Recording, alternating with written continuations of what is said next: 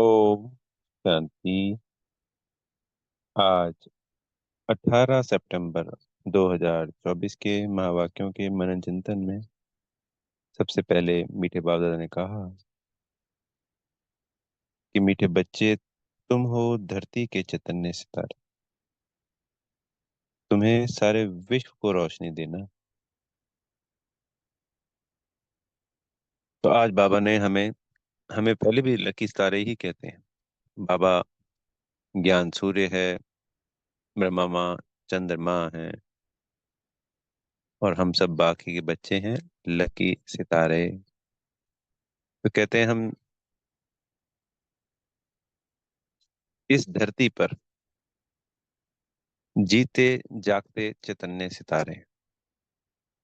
मनुष्यों ने तो उनको भी देवी देवता बना दिया। चांद सूरज सभी नवग्रह को, नक्षत्रों को पूजा करते हैं ना। जबकि वो गायन हमारा ही है, हम बच्चों का। बाबा ने समझाया कि वो चांद सूरज तो सिर्फ इस मांडवे को, इस स्टेज को रोशनी देने के निमित्त है, पर हम तो सच सच में बाबा की श्रीमत पर चल इस संसार के अंधियारे को दूर कर रोशनी में तब्दील कर देते हैं, बदल देते। तो हम हुए चैतन्य सितारे। जो जितना ज्ञान योग धारणा सेवा में सीखा जाएगा, उस सितारे की चमक उतनी ही तीखी होगी। जैसे कहते हैं वहां पे ध्रुव सितारे का बड़ा नाम है, शास्त्रों में भी गायन है ना। तो मम्मा का वो यादगार है ध्रुव सितारा। चलिए, ज्ञान में ही बताया है।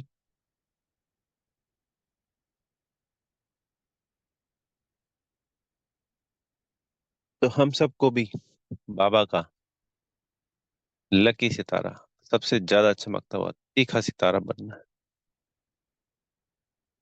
इस ज्ञान को धारण कर बाबा की याद से धारणा और सेवा, चारों सब्जेक्ट्स।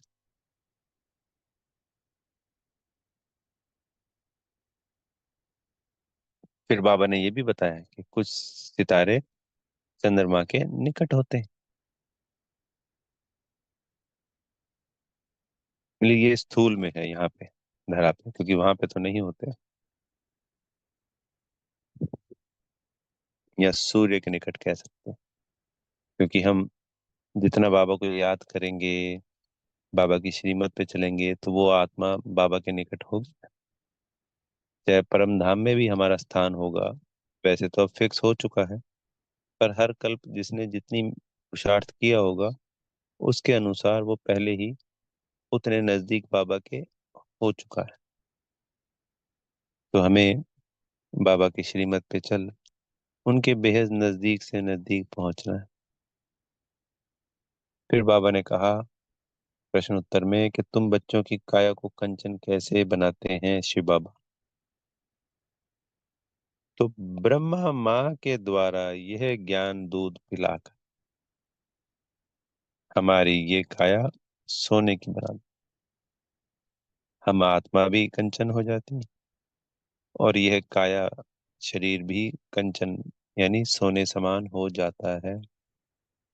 बड़ी सुंदर चमक होती है। कभी 24 कैरेट प्योर गोल्ड होगा ना, इसमें भी अशुद्धता है। कहते हैं पहले की जो धातु थी सोने की, जो बड़े बुजुर्ग बताते हैं, जैसे किसी के घर में बड़े बुजुर्ग दादा दादी हैं, तो सोने सोने की अपनी ही एक अलग चमक है। आंखों को वो भाता है। ऐसे ही वो जो सुनहरी दुनिया आने वाली है, हम आत्माएं जो सुनहरी बनती हैं, जिस आत्मा में चमक होती है, जो बाबा की याद से प्योर होती है, इस कलयुगी देह में भी उसकी चमक चारों तरफ फैलती है। आत्माएं मुड़ मुड़ कर देखती हैं कि ये कौन है, ये क्या है। हम कहते हैं ना कभी किसी किसी साधु महात्मा, इसके सिर पे तो बड़ा तेज है। तो सिर पे तेज क्या मतलब? वो आत्मा चमक रही है तो उसका तेज उस माथे से झलकता है। तो आज बाबा ने कहा, ये जो ज्ञान है, जो कि ब्रह्मा माँ के द्वारा हमको मिलता है, ज्ञान रूपी दूध, इसको पिलाकर बाबा हमको कंचन बना देते हैं। अद्भुत है ये ज्ञान। जितना साधारण रीति से बाबा ने हमें ये समझा दिया है, सहज करके। स्कूल की पढ़ाई भी करते थे तो बड़ी मूंझनी आती है, बहुत सारी चीजें मतलब बड़ी असमझने वाली होती हैं। सब्जेक्ट अलग अलग होते हैं, अनेक अनेक बातें हैं। कोई बच्चा कहाँ फंस रहा है, कहाँ फंस रहा है। कोई प्राप्तियां उतनी नहीं होती हैं। जरूरी नहीं कि जिसने बैरिस्ट्री कर ली तो वो वकील बनकर ही या जज बनकर ही उस फील्ड में काम करेगा, या डॉक्टर बनकर ही उस फील्ड में काम करेगा। ऐसे होते हैं ना, जैसे सीए बन गया तो वो सीए की फील्ड में ना जाके कुछ और कर ले, या इंजीनियर बन गया तो बिजनेस करने लग जाता है। ऐसे अनेकों अनेक होता है कि वो कुछ और करने लग जाता है। पर यहाँ तो इस पढ़ाई से हमें सबको देवता, देवी देवता बनना ही बनना है। ये फिक्स है।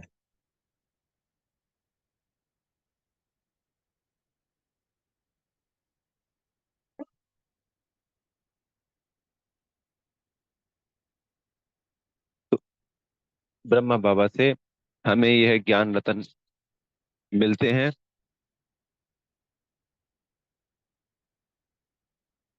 जो कि शिव बाबा देते हैं, जिनको हम बच्चे धारण कर कर बिल्कुल बाप समान बन जाते हैं। बड़ी सहज और बड़ी मीठी पढ़ाई है। सिर्फ दिल लगाने की बात है।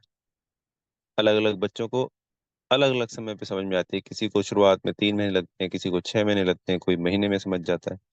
जो जितना दिल से करेगा उतना सहजता से इसको समझ जाएगा। बहुत वंडरफुल पढ़ाई है। प्राप्तियां कितनी अद्भुत है। 2500 साल की प्राप्तियां हैं। सुख ही सुख है। बाबा वो कहते हैं ना, दुख हरता सुख करता है। तो ये हमारे कलयुगी रूपी दुखों को हर लेती है ये पढ़ाई। हम संगम युग पे हैं, हमारे दुख कम हो रहे हैं, और इस पढ़ाई से हमारी प्रारब्ध बन रही है, तो हम किस में जा रहे हैं? सुख की दुनिया में। तो ये क्या हो गई? बाबा की सीधा सीधा साफ साफ दुख हरता सुख करता वाली पढ़ाई है ये।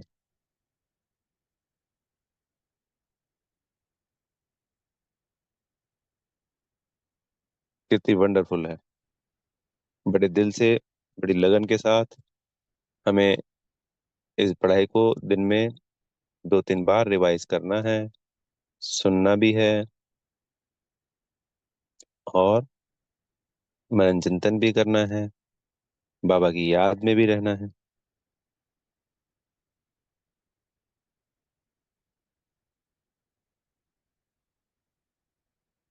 फिर बाबा ने आज भक्ति के लिए कहा, ये अमर कथा है। तो हम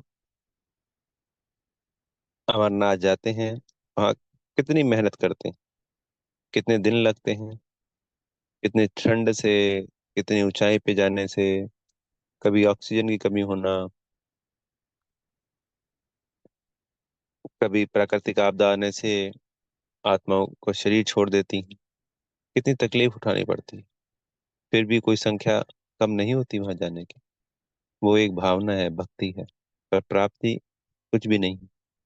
यहाँ अपने घर बैठे बैठे बाबा हमको मनुष्य से देवता बना रहा है, सच का देवता। जिन देवी देवताओं की पूजा कभी हम सोचे 2 मिनट के लिए, 5 मिनट के लिए इस पे मनन चिंतन करें, बड़ा अद्भुत लगेगा। इतने मंदिरों में इतनी पूजा पाठ हो रही है, हमारी ही हो रही है। हम ही सच सच में वो देवी देवता हैं। वंडरफुल। और एक सिंपल सी दिखने वाली पढ़ाई, सृष्टि के आदि मध्य अंत की, हमारे 84 जन्मों की यात्रा की, इस सुदर्शन चक्र को बोला ये विष्णु को दिया है, जबकि विष्णु सुदर्शन चक्रधारी नहीं, हम बच्चे सुदर्शन चक्रधारी हैं। कितनी वंडरफुल बात है। तो बाबा कह रहे हैं कि कोई भक्ति की बुराई नहीं करते, गिलानी नहीं करते, पर भक्ति में ज्ञान नहीं होता और ज्ञान में भक्ति नहीं होती। कुछ बच्चे ज्ञान भी ले रहे हैं और साथ साथ भक्ति भी कर रहे हैं, इसलिए बाबा को समझानी देनी पड़ती है। क्योंकि अगर मान लो बाबा भक्ति की बात ही ना करें, भक्ति से बच्चा ज्ञान में आ गया, तो वो दोनों चीजें साथ साथ चलाता रहेगा। तो भक्ति की प्रारब्ध तो मिल गई है ज्ञान, अब ज्ञान की प्रारब्ध को प्राप्त करना है, तो फिर वो भक्ति कैसे छोड़ेगा अगर बाबा एक बार भी चैप्टर ना उठाएं। ये भक्ति को छोड़ना है। जब तक भक्ति करनी थी 2500 सालों तक हमने कर ली, उसकी प्राप्ति है सर्वोच्च, वो ये है ज्ञान मिलना। अब जब ये मिल गया तो पुरानी चीज छोड़नी पड़ती है ना जी। तो बच्चे इस वक्त क्या है, पत्थर बुद्धि हैं, भी संसार तमो प्रधान है, तो दोनों साथ साथ चलाते रहते हैं। तो पुराने बच्चों को भी ये छूट जाती है, फिर दूसरा नए बच्चे रोज जुड़ते रहते हैं क्लासों में पूरे विश्व में। तो बाबा को तो मुरली के द्वारा तो उनको समझानी देंगे ना कि बच्चे अब भक्ति नहीं करनी, नए नए बच्चों को भी। पुराना लगता है कि बाबा तो रोज रोज हमें यही बात बताते हैं कि भक्ति को छोड़ना है, वो तो हम छोड़ चुके हैं, पर नयों के लिए भी तो है ना जी, रोज नया बच्चा जुड़ रहा है। तो वो सिर्फ है भावना के आधार पर, ये है विवेक और भावना दोनों के आधार पर। जब उसका कई पदम गुना हमें इससे मिल रहा है, उसमें तो उसका एक गुना का दो गुना होता है बस, एक का दो, और यहाँ पे पदम गुना होता है। तो किसी में व्यापार में ज्यादा पैसे हैं और किसी में कम पैसे प्रॉफिट होता है, तो सब यही तो चाहेंगे ना कि जी ज्यादा प्रॉफिट वाला व्यापार करें।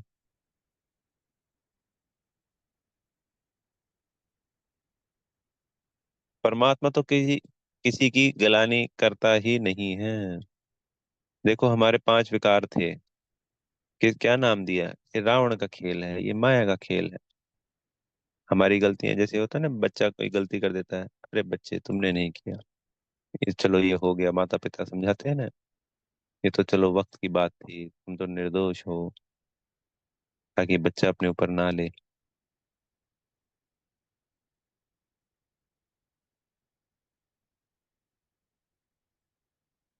तो वो परमात्मा, जिस भक्ति में हमने उन्हीं को याद किया, पर तरीका गलत था। याद करने का रास्ता एक वो भी था और एक ये भी है, तो दो रास्तों पे एक साथ नहीं चला जाता कभी, एक समय में एक ही रास्ते पे चला जाता है। इसलिए बाबा हमें ये सब समझानियां देते हैं। तो सच्ची सच्ची अमर कथा, सच्ची सच्ची सत्यनारायण की कथा, सच्ची सच्ची तीजरी की कथा, सारी कथाएं सिर्फ यही पुरुषोत्तम संगम युग रामायण है, यही महाभारत है, यही गीता का सर्वोच्च ज्ञान है।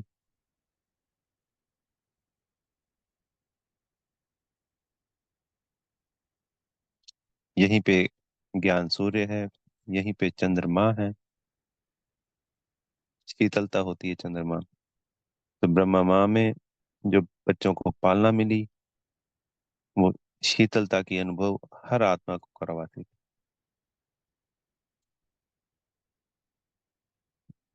आज भी बहुत सारे बच्चों के अव्यक्त अनुभव होते हैं, जो वो ब्रह्मा बाबा से यानी बाप दादा से वो प्राप्तियां करते हैं, अनुभूतियां करते हैं।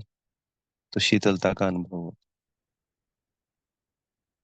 इसलिए ब्रह्मा माँ को चंद्रमा का उपाधि दी, वो यादगार उन्हीं का है।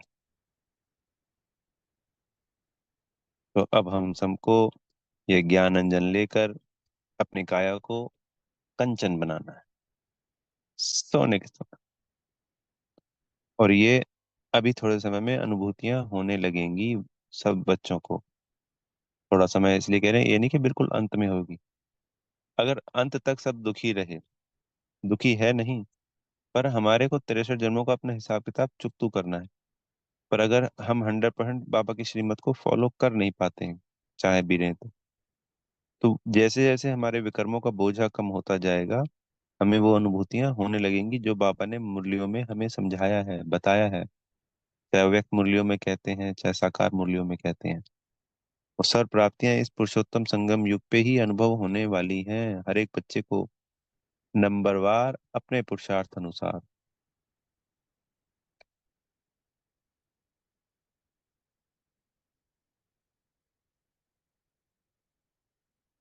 फिर आज बाबा ने वरदान में बालक सो मालिकपन की स्मृति से सर्व खजानों को अपना बनाने वाले स्वराज्य अधिकारी भव। तो हम बालक किसके हैं? शिव बाबा के। और जो वर्षा हमें मिलने वाला है शिव बाबा से, उस वर्षा के हम मालिक हैं। तो बालक सो मालिक हो गए। फिर बाबा ने कहा, जो स्वराज्य अधिकारी आत्माएं अपनी सभी सूक्ष्म और स्थूल कर्मेंद्रियों को अपने कंट्रोल में चलाती हैं, क्या हो गया? मालिक हो गया। हम स्वराज्य अधिकारी के अनुसार भी मालिक हैं, और उस वर्षे के भी मालिक हैं। इसलिए बाबा ने कहा, बालक सो मालिक।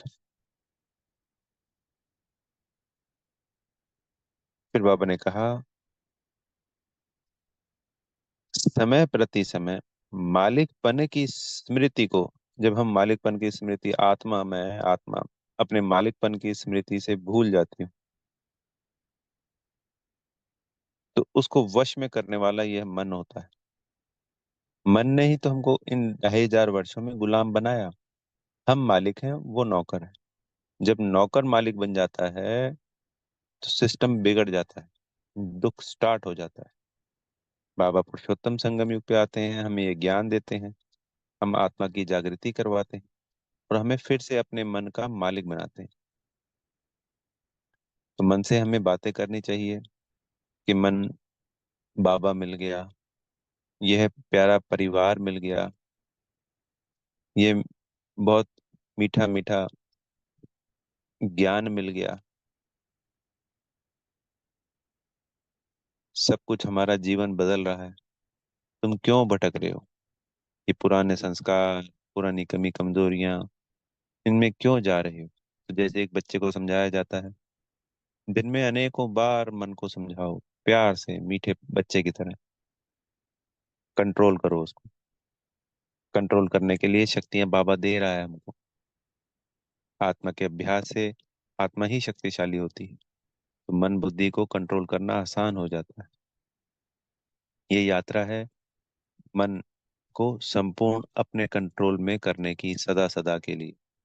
तो अगले 2,500 वर्षों तक मन बुद्धि दोनों सदा सदा के लिए हमारे कंट्रोल में होते हैं। फिर ये कंट्रोलिंग छूटने लगती है द्वापर की शुरुआत से, और कलयुग अंत तक 100% छूट जाती है। वो पूर्ण रूप से हमारा राजा बन जाता है।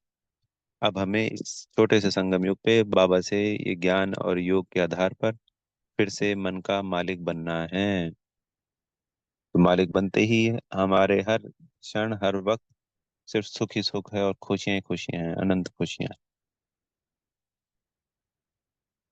इसलिए बाबा ने हमको दिया है मन ही मन, मन मना भव का मंत्र। तो मन में बिना किसी और संकल्प के सिर्फ बाबा, मेरा बाबा, मेरा प्यारा बाबा, इसी को दोहराते रहिए। सिंपल, करके देखिए। 1 घंटा भी करेंगे तो अच्छे अच्छे अनुभव होंगे। इसको आदत में डालिए। बहुत आसान है। हम अनेकों अनेक बातें सोच रहे हैं ज्ञान की, किसी चीज की, अलग अलग पॉइंटों पे जा रहे हैं, हम करते ही नहीं हैं। अगर सिर्फ बाबा बाबा बाबा मन में करते रहें, कुछ भी जो संकल्प दूसरे आ रहे हैं उनकी तरफ ध्यान ही नहीं देना है, हमें ये ध्यान देना है कि मैं बाबा बाबा कर रहा हूँ, मैं बाबा को याद कर रहा हूँ। चाहे आत्मा भी ना समझे उस वक्त, उसमें बीच बीच में एक एक मिनट के लिए, 10 सेकंड, 20 सेकंड के लिए अभ्यास करें आत्मा का। पर बाबा बाबा का जो ये मंत्र का जाप है, इसको दोहराते रहे, मन मना भव होते रहे। बाबा से अपने मन की बातें करें। जो भी समस्याएं हैं हम दूसरे आत्मा भाइयों को बताते हैं, अपने परिवार वालों को बजाय बाबा को बताएं पहले। सारी बातें बाबा से करें। जैसे एक छोटा बच्चा होता है ना, स्कूल से आता था तो सारी बातें मम्मी को बताता है।